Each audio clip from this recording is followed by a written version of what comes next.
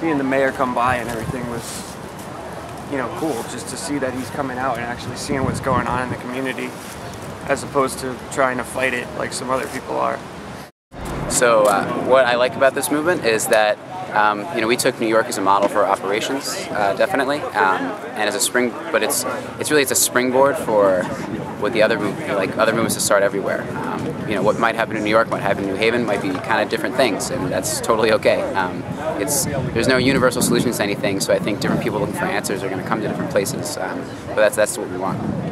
Is this protest against the banks, or is it more so against the banks that you're not comfortable with? It's neither. It's against corporations that are basically hijacking our democracy by, at this point, it's like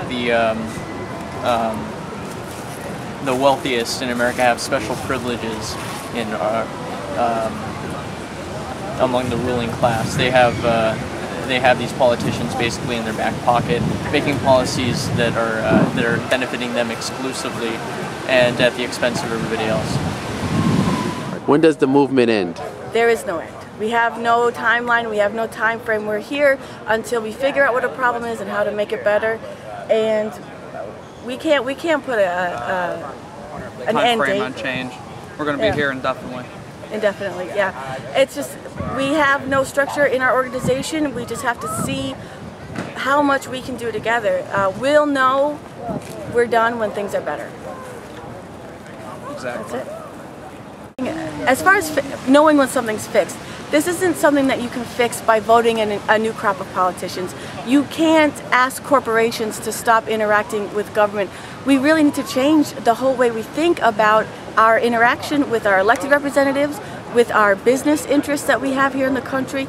It's a whole paradigm shift of how we act with each other as a community and upward and downward. It's a whole new way. We have to come up with a whole new way of thinking.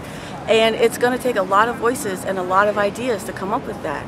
I don't know what the answer is going to be, if it's going to be campaign finance reform, corporation reform, tax reform.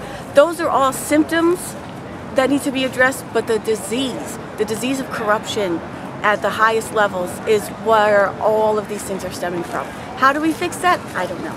But I'm here to help figure it out.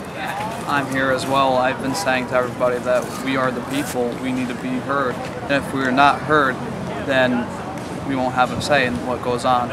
So I just want people to be more aware of the situation around them and get out and voice their opinions. Part of the way that I've been explaining the movement is like you live in a city and you have a zoo, and you're outside your house and you're doing your laundry, and all of a sudden a pack of gorillas comes charging up your house.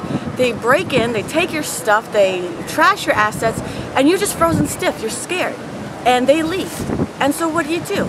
You can build a wall around your house, but then your neighbors are going to get attacked. You can go down to the zoo itself, but the zoo officials, they lost the keys to the cages long ago. You can harm the gorillas, but then you have to worry about lions. What this movement is everybody coming together, standing around the zoo, banging pots and pans, letting it be known that we're here and that together we are not going to be afraid. We have power in each other. We gain our strength from each other. So that's, I think, really what the movement's about, and that's not a problem that you resolve. That is that's an ideal that you spread. So we're pretty much out here for the long duration until some sort of change happens. Perhaps they could put some financial regulations in to prevent this from happening again.